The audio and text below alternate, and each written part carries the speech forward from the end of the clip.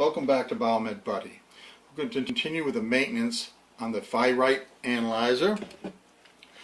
Please note that this one is set in flat. That is not how you want to store it. The things I'm about to show you is what happens when the instrument is stored in a flat position. This case is designed so the Fyrite only goes into one spot, and you want to keep it in that, it'll go in that spot, and you want to keep it set up like this. The reason being is because the Fyrite material is very corrosive and it eats up the plastic.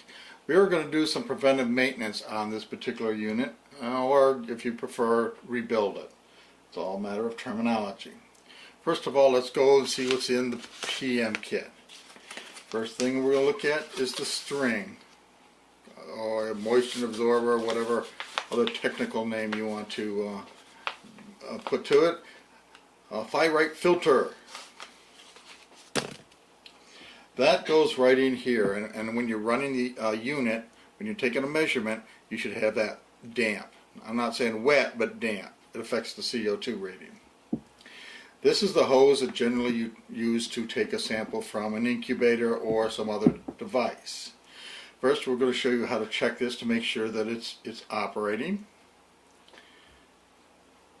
Simply by holding one end with your finger, plugging the end. You see my bulb should stay collapsed. If it had a leak on it, which I'm going to simulate, it comes out. As long as this stays flat, when you put your finger in and block the output, all this is sealed and it's working well. And that's all the maintenance that is required to this, which is simply replacing this cloth, which you'll have plenty of cloth by the time you do this once or twice. What also is included in the PM kit is a little indicator. I personally don't know why it's included, probably for something to add to it, because you don't really need to replace that each time. Also, you have some gaskets. Here's one gasket. We should show you where that goes in a minute. There's another gasket. This goes on the bottom. This is a plunger. This is what stops the Fyrite from coming out of the analyzer. And you got another O-ring. And you got 4 screws. That's pretty much all there is to the PM kit. Now let's get to the Fyrite analyzer. I've cleaned this up a little, but I wanted to show you some of the problems you're going to have. One, it's the top. See, the top doesn't go anywhere. It doesn't push down. It's locked in. That's because it's been stored in a down position. And the Fyrite has got into it or something, and now it's just a sticky top, which we're going to correct that. You have 4 screws that need to be removed. Keep in mind, as I mentioned before, that whenever you turn the Fyrite in this direction, it should not leak out. We're going to be checking that later. Let's remove the 4 screws. And of course, I've already had this removed, so for me it's only going to be 2.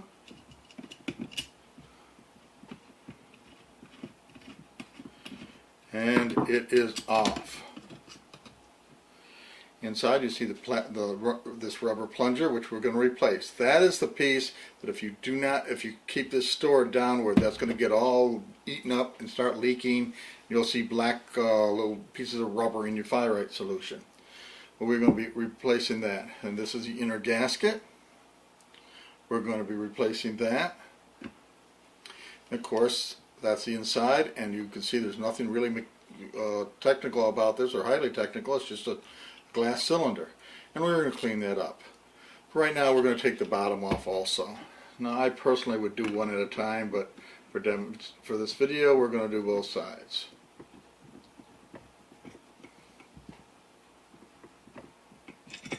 Remove the 4 screws. I don't know if you can see on my hand, but you can see what happens with these rubber gaskets.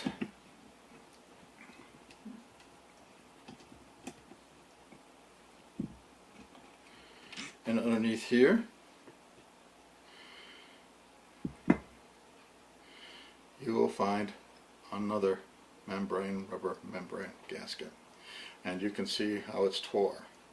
And of course what happens is then that leaks down into here and cause you all sorts of little problems. And that's all there is to the disassembly of a Fyrite analyzer. Now we're going to rebuild it.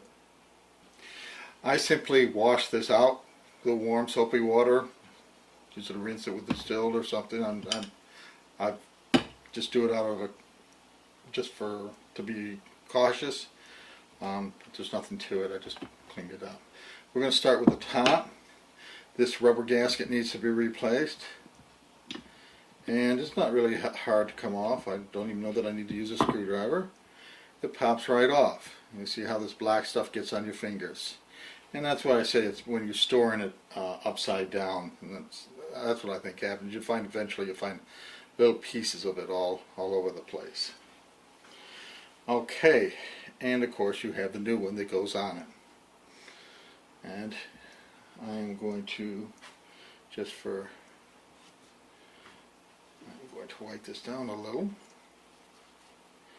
And we want to make sure that this is still sticking. So we're going to pop that out. Why doesn't it want to come out? This is a little tight one.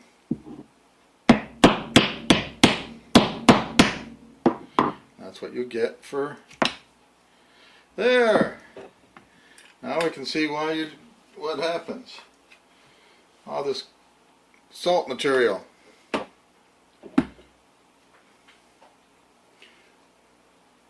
And give me a second, we're going to clean this off. Now we've cleaned this off a little, you can see the salt is gone, and you see the spring. This is what, of course, allows it to pop in and off. And you can still see the salt inside of the top lid. Now that this is cleaned up a little, we'll reassemble it. First, I will tell you that a lot of times you'll see little cracks and so forth around this end piece. As long as it doesn't leak, it's not a problem. Throw that back on. Put in my top.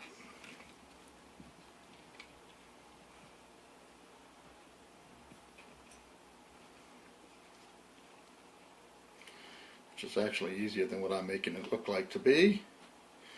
Simply trying to stay away from so make sure you get a good picture.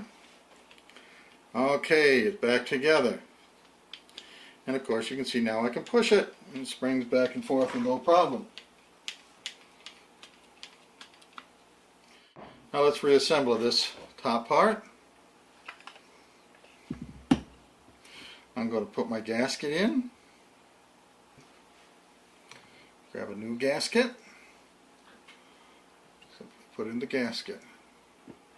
Nothing complicated. Flops right in there, right into place. And then we're going to put the top back on. Of course, you line up the screws. Not that you can't really screw it together wrong. There's nothing you can really do wrong here that I can see. And put in this, line up the screws a little.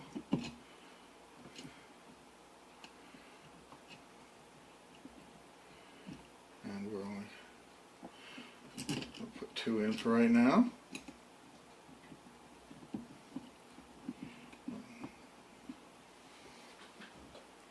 Now that we've got our 4 screws in, let's start working on the bottom side.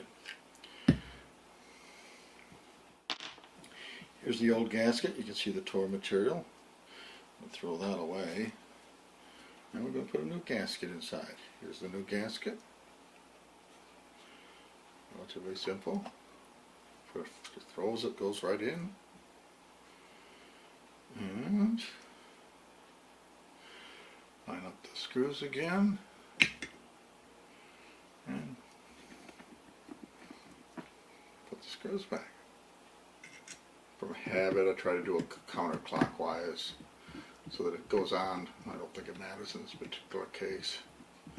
You know, kind of screw one side and then the other side and go back and forth. Like none of these are tight yet. These are just kind of habit more than anything. As you can see, this is not too complicated. I'm going to go around and tighten these screws right now, and add some Fyrite to the solution. I will tell you there's different concentrations of Fyrite. Also, I keep on talking about CO2. There is the O2 analyzer. It's basically the same analyzer, just different Fyrite solution in it. One for oxygen is blue in color. CO2 is red. Alright, now let's add some Fyrite to this.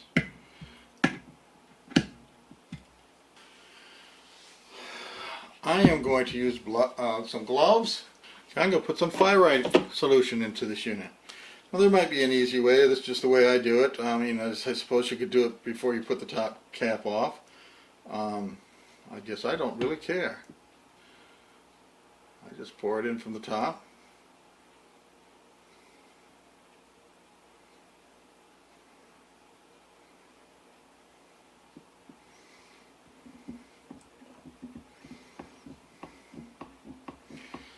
I'm just thinking to myself, I'm wondering if that's why sometimes I get that salt buildup.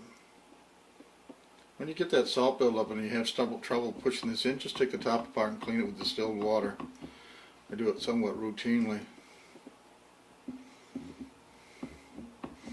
I have to think about that.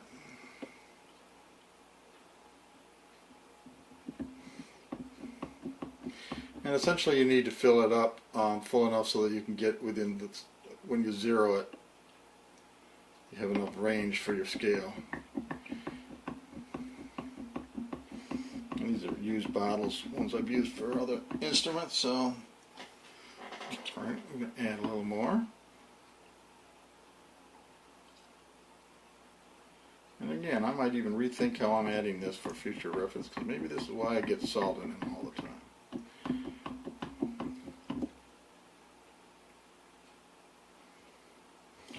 And by the way, if you run out of Fyrite, or if you start getting low, you just put a couple drops of distilled water in it. Won't hurt it at all. And that looks like about right for me. A tad more. It's easier.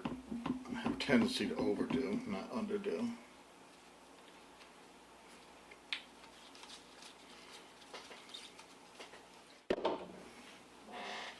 Alright, now of course you can see that I've got enough range so when I zero it that I can go up and put my zero where zero needs to be. Now, I'm going to clean this up a little simply by, I'm going to type my zero right here. Now again, if you wanted to replace this, feel free. I personally don't see the need, it's just a piece of plastic. Let's clean off some of this Fyrite that's dripped on here, this solution. I'm going to tip it up a little.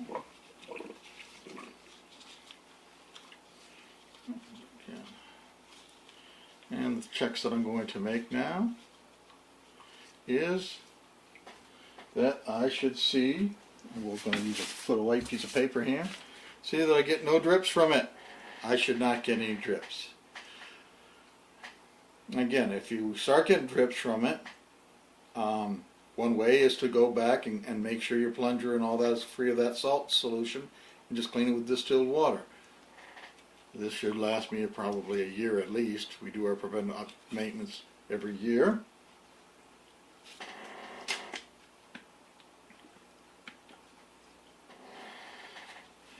And now we are going to check them and see how accurate it is. I believe we covered this earlier, but we're going to do it anyway. First, I'm going to zero it.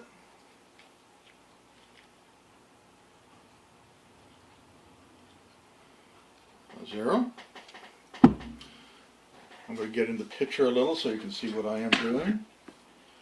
I'm not saying this is a good technique as far as cleanliness, but hey, we're going to take a measurement. We are zero. I am going to push this button down, and we're going to take a sample. The sample we're going to take is of our breath. Take a deep breath.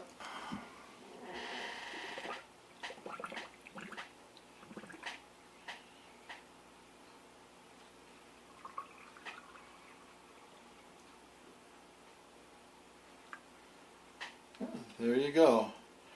It's not quite 4.5, but you get the idea. Thank you much for attending this session with Biomed Buddy.